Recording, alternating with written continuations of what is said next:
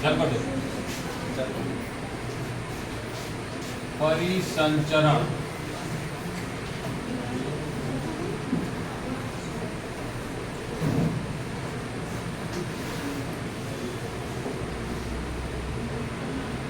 अब इसको कहते हैं सर्कुलेटरी सिस्टम।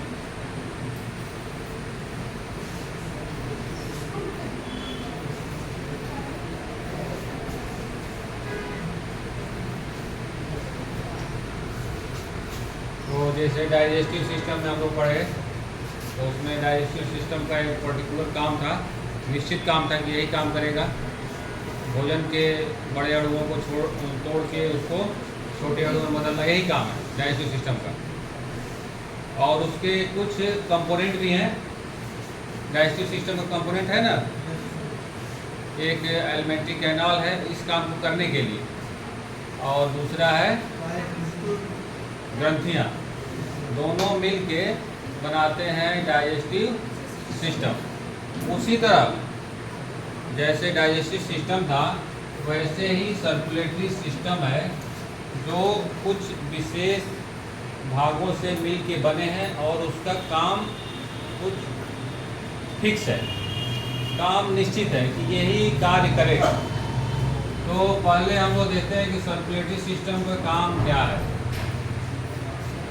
सभी पदार्थों को शरीर के एक जगह से दूसरे जगह पहुंचाना, सर्कुलेट करना मतलब संवहन करना। संवहन समझ रहे हैं कि उसको एक जगह से, संवहन का एक ही उद्देश्य है कि एक जगह से दूसरी जगह पहुंचा देना।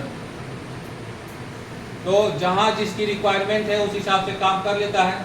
जैसे सपोज दैट कि ऑक्सीजन की रिक्वायरमेंट सभी शरीर के सभी भागों में है कि नहीं, तो वो ऑक्सीजन लंग्स से ब्लड द्वारा लिया जाता है और शरीर के सारे भागों में पहुंचा दिया जाता है। अब दूसरा उदाहरण, जैसे जब रेस्पिरेशन में फूड ब्रेक डाउन होता है, भोजन टूटता है, तो उस टूटने के क्रम में कुछ उत्सर्जी पदार्थ निकलते हैं ना, जैसे कार्बन डाइऑक्साइड। तो कार्बन डाइऑक्साइड जब वहाँ से रिलीज होता है सेल में से, तो उसको फिर से लंग्स में पहुँचा देना। तो सर्कुलेटरी सिस्टम हमेशा रन करता रहता है, और उस रन करने के क्रम में जहाँ से जो प्रोडक्ट मटेरियल, चाहे यूजफुल हो चाहे हार्मफुल हो, मटेरियल जिस ऑर्गन तक पहुँचना हो वो पहुँच जाता है। उसी तरह जैसे यूरिक एसिड है, यूरिया है, ये सभी सेल में उत्पन्न होता है, और वो जब यूरिया पहुंचता है किडनी में, तो किडनी में यूरिया सेपरेट हो जाता है और यूरिन के थ्रू बाहर निकल जाता है। तो ब्लड हमेशा रन करता रहता है, और उस रन करने के क्रम में ही जो यूजफुल प्रोडक्ट है जहाँ पे पहुँचना है पहुँच जाता है, जो हार्मफुल प्रोडक्ट है वहाँ पे पहुँच के शरीर से बाहर निकल जाता है।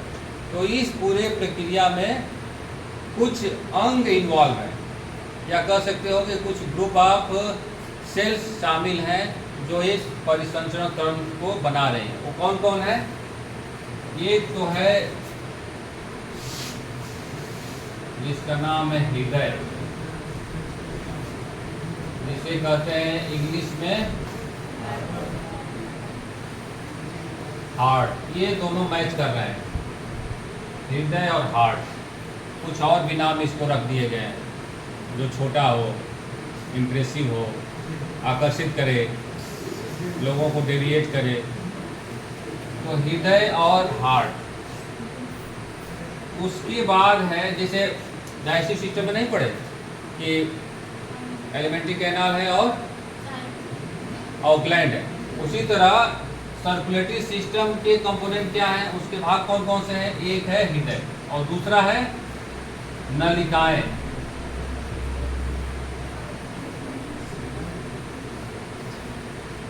पूरे शरीर में नलिकाएं फैली हुई, हम लोगों के पूरे शरीर में, जंतुओं या पौधों के भी शरीर में देखेंगे तो नलिकाएं फैले हुए, नाम अलग अलग है। जंतुओं के शरीर में विशेषकृत हैं कि 2 या 3 प्रकार की, यूजुअली 3 प्रकार की नलिकाएं हैं जो पूरे शरीर में फैली हुई हैं। और इसमें तीसरा एक और है, एक तीसरा आदमी भी है जो जो समझ रहे हो, वो है रक्त। इन तीनों का सामंजस्य, आपस में मिल के काम करना, आपके शरीर में या जंतुओं के शरीर में सारे मटेरियल को एक जगह से दूसरी जगह पहुंचा देना। या तो वो हार्मफुल है या कोई यूजफुल है, दोनों मटेरियल को एक जगह से, जहाँ पे जो जैसे है वहाँ पे ले लेते हैं। तो बहुत जगह ऐसे हैं कि डाइनिंग टेबल पे लगा हुआ है, बहुत बड़ा डाइनिंग टेबल पूरे डाइट का, और उधर से ट्रेन आ रही है खाने वाली, जानते हो, खाने वाली ट्रेन आ रही है, जिसको जो लेना है, बहुत लोग मिठाई लेते रहते हैं, पता लगा तो वो खाने वाली ट्रेन ऐसे घूम रही है। उसी तरह परिसंत्र तंत्र में एक ये जो हृदय है वो अपना एक जगह बैठा हुआ है, हृदय एक ही जगह बैठा हुआ है। नलिकाएं पूरे बॉडी में फैली हुई है, और रेलवे ट्रैक की तरह, और रक्त उस पर ट्रेन की तरह दौड़ रहा है। और जिसको जहाँ से उतरना है रायबरेली, फिर उतर गए, फिर चले गए उधर कानपुर, कानपुर से उधर पूजा लिए, और वहाँ से आ गए यहाँ रायबरेली, फिर यहाँ से बाटे, फिर उधर गए, फिर वहाँ, ऐसे चल रहा है कि नहीं? तो ये तीनों इसी तरह काम कर रहे हैं, हृदय और नलिकाएं। तो अब ये हो गया परिसंचरण तंत्र। आगे बढ़ते हैं, अब एक एक करके देखते हैं कि हृदय में क्या चल रहा है।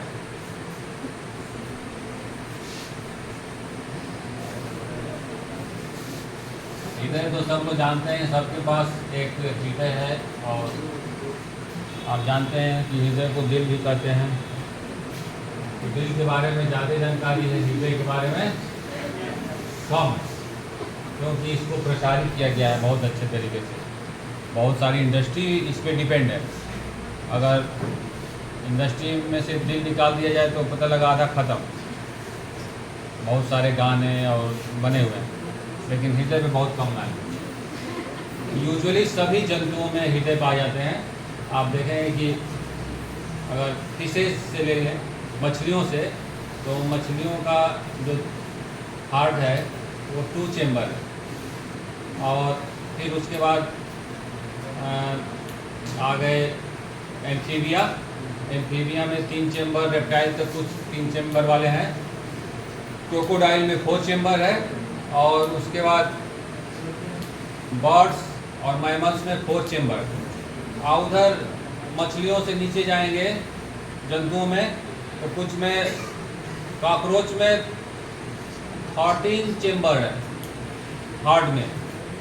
वो पूरे यहाँ से लेकर, कॉकरोच देखे हो ना, लंबा होता है, कॉकरोच देखे होगे, तो वहाँ से उसके सर से लेके नीचे तक चेम्बर बने हुए हैं, उसकी अलग मैकेनिज्म है। तो अब जंतुओं में भी जो जिसके पास 4 चेम्बर हैं, 2 चेम्बर भी वैसे ही काम करता है। तो हार्ट है, हम लोगों का भी हार्ट है, जो इस तरह से बना हुआ कि नहीं, और जिसमें 4 चेम्बर है, समझ रहे हो?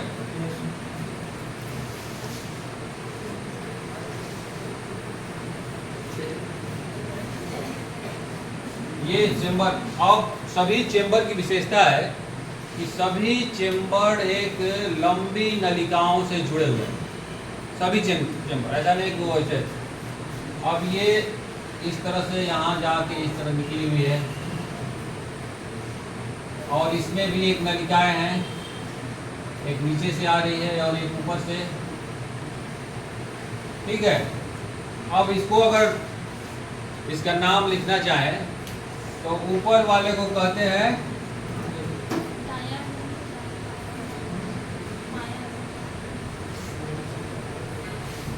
ऑलिन, नजीक एट्रियम। मान लो इसको बंद कर दो।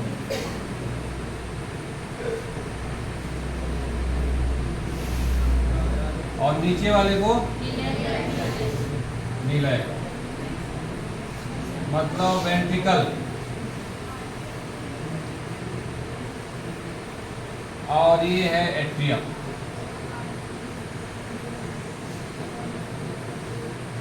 आलिंद और नीलय। अब ये हो गया बायां, ठीक है। और उसी तरह यहाँ दाहिने,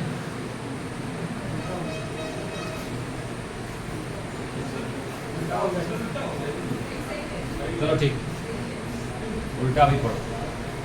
इधर दायां ही लिखा है, बुक में देखोगे तो इधर दायां ही लिखा है, अरे इधर बायां लिखा है, इधर दाहिने।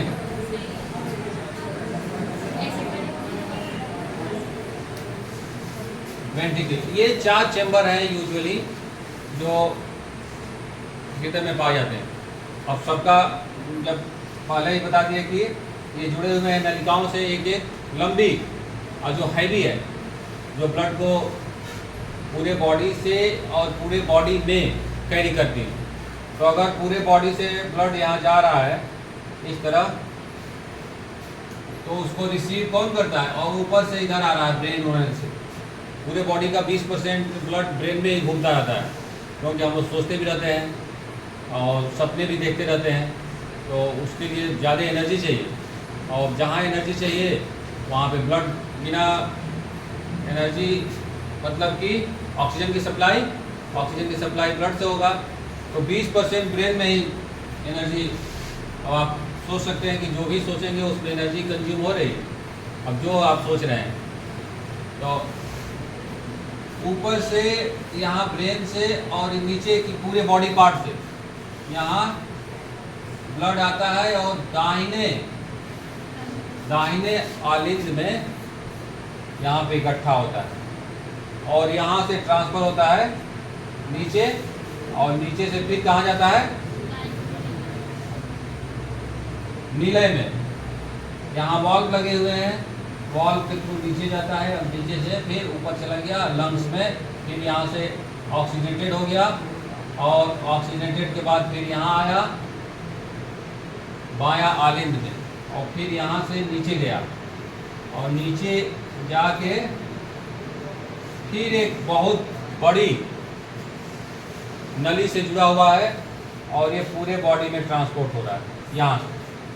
मतलब जो वेंट्रिकल है बायां, ये पूरे बॉडी में ब्लड को पंप करने के लिए रिस्पॉन्सिबल है, उत्तरदायी है। इसलिए इसकी दीवार जो है मोटी होती है, पूरे बॉडी में पंप कर रहा है ना, यहाँ वहाँ तक जा रहा है। और एक और बात कि जैसे हम लोगों का जो हृदय है वो आपकी मुट्ठी के बराबर है, उसकी मतलब प्राकृतिक रूप से सिचुएशन एकदम यहाँ पे है बीच में, लेकिन वो पंप करने के क्रम में ये जो पार्ट है ये ज़्यादा फोर्स अप्लाई करता है, इसी के क्रम में ये इधर से थोड़ा सा इधर झुक गया, मतलब बीच से थोड़ा सा इधर हो गया। अगर दोनों ये जो ऊपर वाला पार्ट है रिसीव करने वाला और पंप करने वाला दोनों समान रूप से काम करते तो ये बायां तरफ झुकता नहीं। तो ये हृदय के रक्त परिसंचरण की एक सामान्य ग्राफ, ठीक है। अब इसमें जो रक्त को रिसीव करना और रक्त को फिर ट्रांसपोर्ट करना, फिर पंप करना, ये दोनों प्रक्रियाएं एक लयबद्ध तरीके से होती है। अगर लय न रहे तो क्या होगा, लय न रहे तो पता लगा काम खत्म हो जाएगा। वो पता लगा रिसीव करना है तो पंप करने लगा। तो वो लयबद्ध तरीके से इसमें चारों वाल्व खुलते हैं, बंद होते हैं, खुलते हैं, बंद होते हैं। और ये जो लय है ये एक साइकिल कंप्लीट होने में 0.8 सेकेंड लगता है। मतलब ब्लड को रिसीव भी करना है और ब्लड को पंप करना है। अब जब ब्लड रिसीव होता है तो उस वक्त हृदय क्या होता है, लूज हो जाता है, लूज हो जाएगा ना, ब्लड रिसीव करेगा तभी तो। और जब अगर ब्लड को पंप करना है तो वो थोड़ा सा टाइट हो जाएगा। तो ब्लड जब रिसीव होगा तो जब उसमें लूजनेस आएगी उसको कहते हैं डायस्टोल।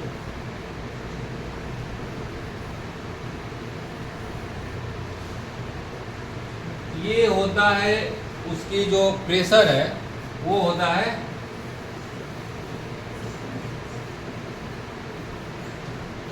और जब पंप करता है तो वो होता है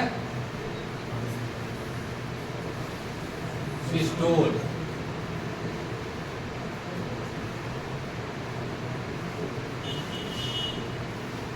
ब्लड प्रेशर किसे मापते हैं पता है ना? एक मशीन है जो उसमें मरकरी भरा रहता है स्केल पे, और इसमें उसको प्रेस करते हैं, एक दबाने वाला, और वो जो आर्टरी के वॉल पे जो प्रेशर अप्लाई होता है उसी को ब्लड प्रेशर बोलते हैं। तो दो प्रकार का प्रेशर आता है उस मशीन पे। एक तो डायस्टोल जो 80 mmHg होता है, उस स्केल पे 80 मिलीमीटर जो जिसमें पारा भरा हुआ है 80 मिलीमीटर ऊपर जाता है। और सिस्टोल जो कंप्रेस होता है उस वक्त 120। ये एक आइडियल स्टेट है, मतलब आदर्श अवस्था है, इससे वायरी करता है और एज पे भी डिपेंड करता है। ये तो हो गया एक सर्कुलेशन और हार्ट का कुछ माइन्यूट फंक्शन अगर जानना चाहेंगे तो थोड़ा सा टाइम लगेगा। आगे देखते हैं। एक तो जो सर्कुलेटरी सिस्टम में एक था टॉपिक की क्या है, हार्ट एक पॉइंट है, और दूसरा पॉइंट क्या है, नलिकाएं।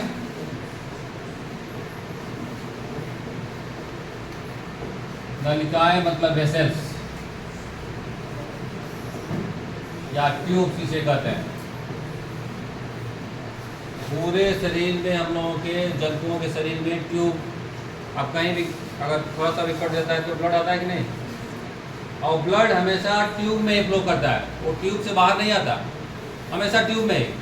मतलब पूरे बॉडी में नलिकाएं हैं, और नलिकाएं 3 प्रकार की होती है। एक तो होती है आर्टरी, जिसे क्या कहते हैं, धमनी, और दूसरा कहते हैं शिराएं, और एक तीसरा भी है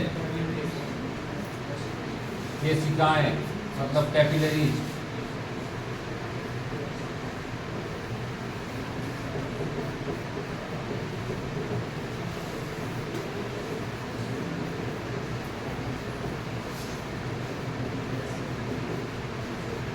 ठीक है, यही 3 प्रकार की ट्यूब्स हमारे शरीर में या जंतुओं के शरीर में पाई जाती है, सभी जंतुओं के शरीर में। अब बहुत लोग ये जानते हैं, ऐसा मिसकंसेप्शन है कि जो धमनी की परिभाषा है या धमनी किसे कहते हैं, जो ऑक्सीजनेटेड ब्लड को कैरी करती है। जबकि ये मतलब बहुत पहले से ही पता नहीं कहाँ से ये कंसेप्ट आ गया।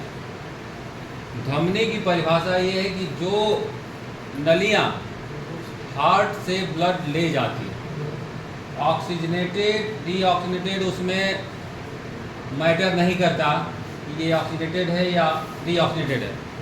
जो नली अगर हार्ट से ब्लड दूर ले जा रही है उसे कहते हैं धमनी, मतलब फ्रॉम द हार्ट।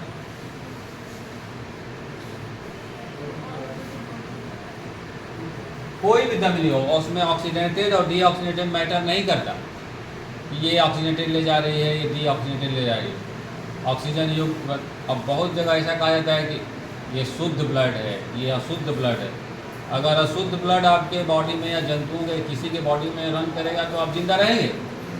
अशुद्ध हो गया हो तो ऑक्सीजन मिलने से या कार्बन डाइऑक्साइड उसमें जुड़ने से शुद्ध और अशुद्ध नहीं होता, उसका नेचर ही वही काम ही है। अब जो जिसका काम है वो कर रहा है, इसका मतलब ये थोड़े हो गया कि वो अशुद्ध हो गया, वो शुद्ध हो गया।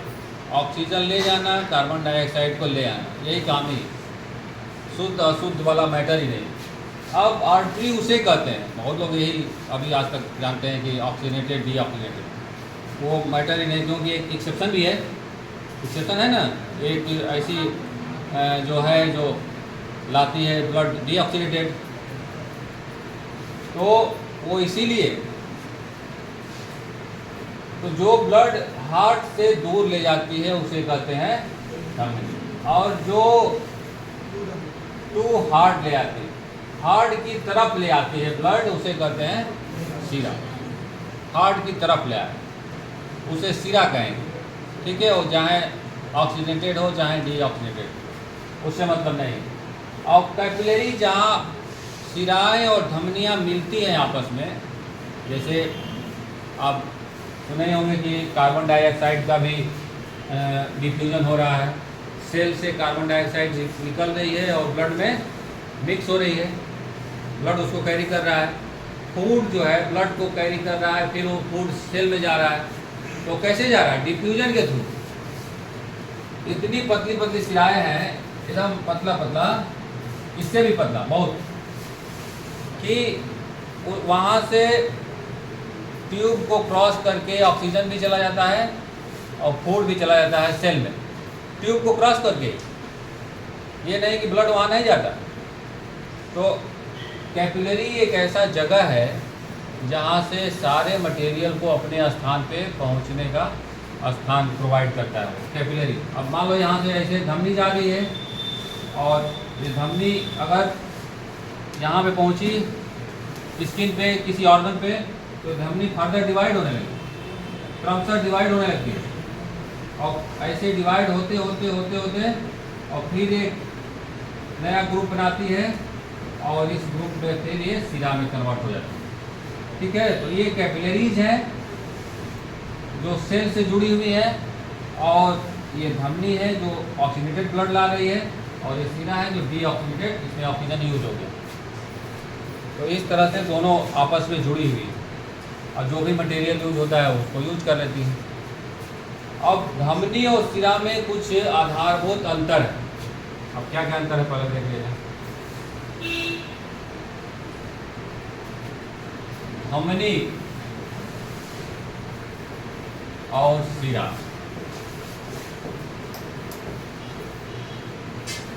कैपिलरी तो बहुत पतली होती है, उसमें कोई अंतर नहीं। धमनी की दीवार मोटी होती है, जो इस तरह से, मान लो ये धमनी है तो इतनी मोटी होती है दीवार।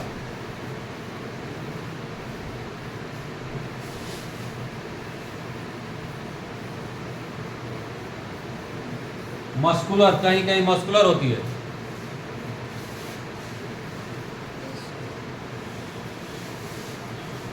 और शिरा की दीवार इस तरह होती है, पतली होती है। तो ये क्या हो गया? धमनी हो गया, और ये शिरा ऐसे पूरे बॉडी में फैली हुई है। तो ये मोटी है, मोटी दीवार,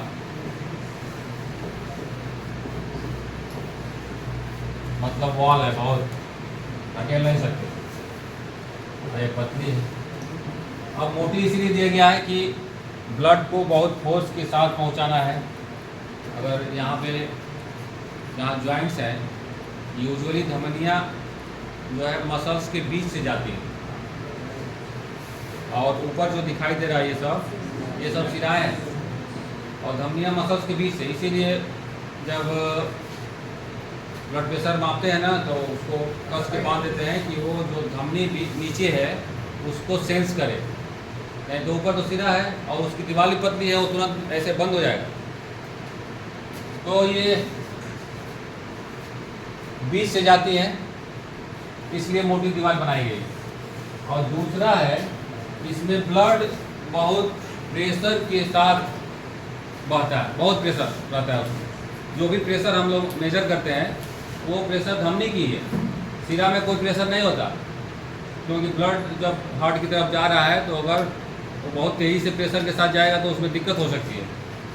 तो ब्लड प्रेशर बहुत तेज है।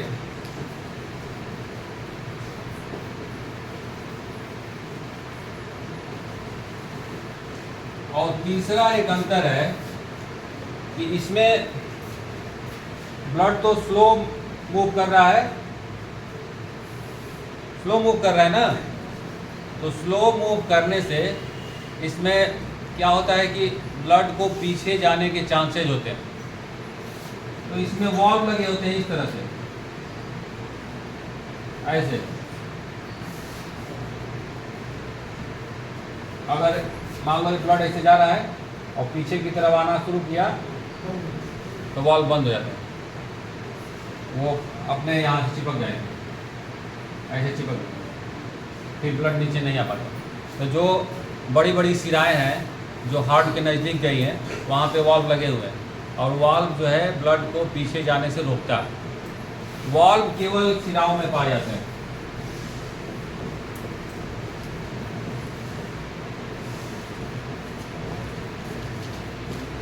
ये धमनी और सिराओं में कुछ बेसिक डिफरेंस है, ठीक है। अब आगे देखते हैं हम लोग। एक टॉपिक और बच गया ना, ब्लड, जो बहुत ही हाईली पॉपुलर है, ग्लैमराइज ब्लड।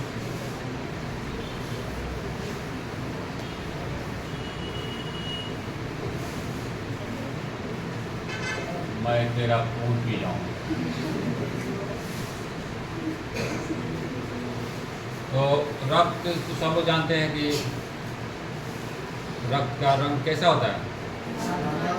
ऐसा कोई चीज़ जानते हो जिसका रक्त का रंग नीला होता हो?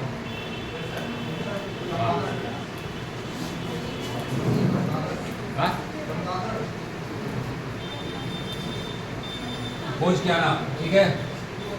ब्लड जो है, ब्लड दो एलिमेंट से बना हुआ है। एक तो उसमें मैट्रिक्स है, प्लाज्मा, ध्यान से सुनो, और दूसरा इसमें एलिमेंट्स है। प्लाज्मा नदी की तरह है और उसमें एलिमेंट्स तैर रहे हैं। अब एलिमेंट्स कौन कौन है? आरबीसी और प्लेटलेट्स। अब देखो, ये है 55% और ये है 35%। सबका अपना निश्चित काम है कि ब्लड का ये जो प्लाज्मा है, इसमें जो 55% है, इसमें 92% वाटर ही है, और जो 8% बच गया, इसमें प्रोटीन है अलग अलग तरह के, और सॉल्ट।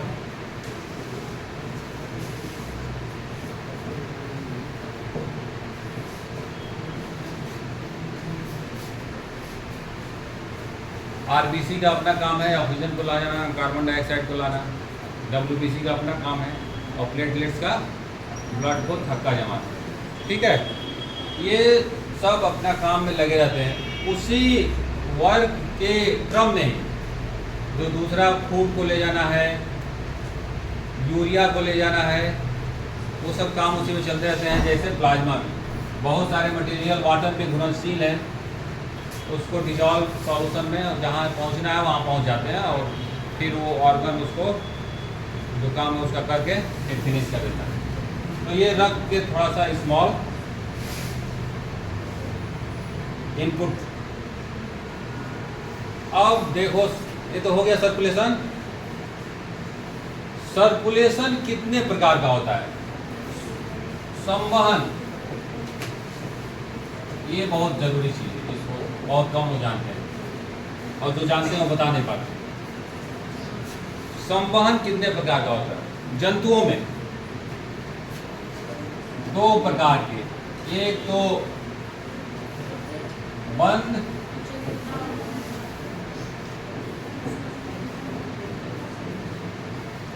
और दूसरा है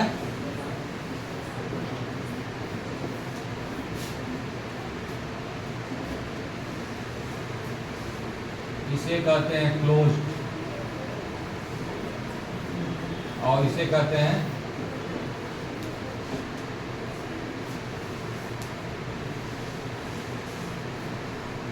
क्लोज्ड और ओपन। क्लोज संवहन उसे कहते हैं जो ब्लड जो है केवल ट्यूब में मूव करता है। ह्यूमन में आप जानते हैं कि ट्यूब में मूव करता है, बताए हैं। अब कौन सा ऐसा जीव है जिसमें ब्लड ओपन मूव करता है? मतलब ब्लड ट्यूब में मूव नहीं करता, हार्ट में केवल हो जाता है पंप होने के लिए, और पंप होने के बाद फिर वो हार्ट से बाहर निकल जाता है। तो जितने आप देखते हैं फिशेज और रेप्टाइल्स, ये भी मतलब बर्ड्स, ये भी समझ हो ना, और मैमल्स, इन सबों में बंद संवहन पाया जाता है, मतलब क्लोज सर्कुलेटरी सिस्टम। ब्लड हमेशा ट्यूब में ही फ्लो करता है। लेकिन जितने इंसेक्ट हैं,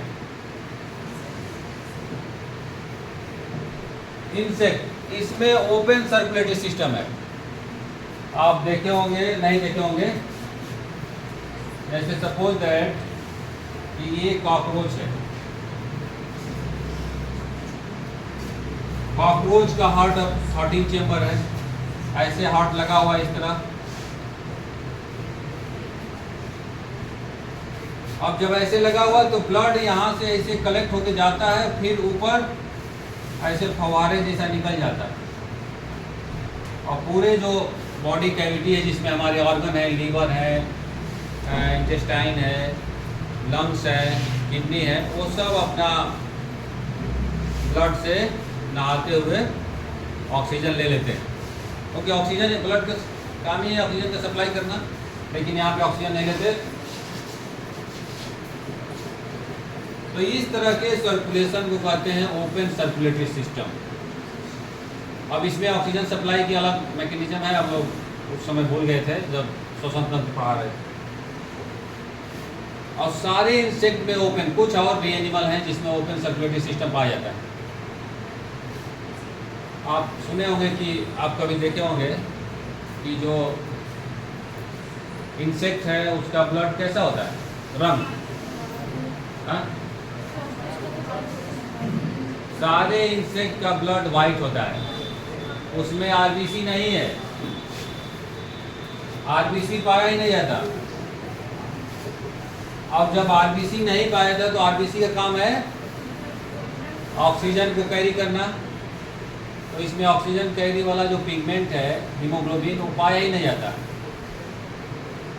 तो इसलिए ब्लड का जो काम है, और दूसरा ऑक्सीजन कैरी के अलावा वो सब काम होता है, लेकिन ऑक्सीजन कैरी के लिए दूसरा मैकेनिज्म इसमें लगा हुआ है, स्पाइरिकल और ट्यूबिकल। तो उसको श्वसन तंत्र में पढ़ा जाएगा। ये तो ब्लड फ्लो कर रहा है, इसमें ट्यूब में उसके आधार पे 2 डिवीजन दिया गया है। एक और आधार है ब्लड संवहन तंत्र का,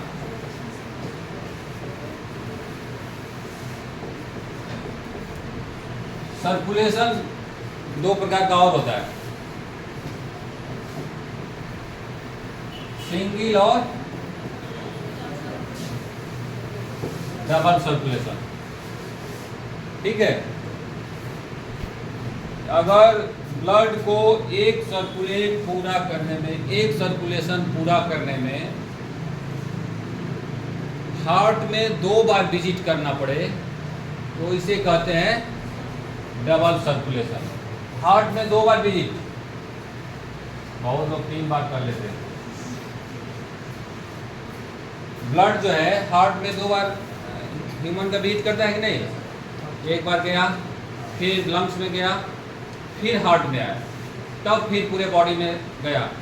तो एक सर्कुलेशन पूरा करने के लिए उसको 2 बार हार्ट में विजिट करना पड़ रहा है। तो 2 बार हार्ट में विजिट करता है, इसीलिए इसको कहते हैं डबल सर्कुलेशन। और जितने एनिमल्स में 4 चेम्बर हार्ट है, 4 चेम्बर, उसमें डबल सर्कुलेशन पाया जाता है। और जितने एनिमल्स में 2 चेम्बर हार्ट है, उसमें सिंगल सर्कुलेशन। अब सिंगल सर्कुलेशन किसमें पाया जाएगा? हाँ, किसमें पाया जाएगा? फिश में। क्योंकि उसको एक सर्कुलेशन, ऐसे फिश में क्या होता है कि पहले जाता है ब्लड हार्ट में, और उसके बाद गिल्स से पहुंच गया, और गिल्स से पूरे बॉडी में चला गया। तो पहले हार्ट में पहुंचा, मान लो ये हार्ट है, और उसके बाद यहाँ से गिल्स में आ गया।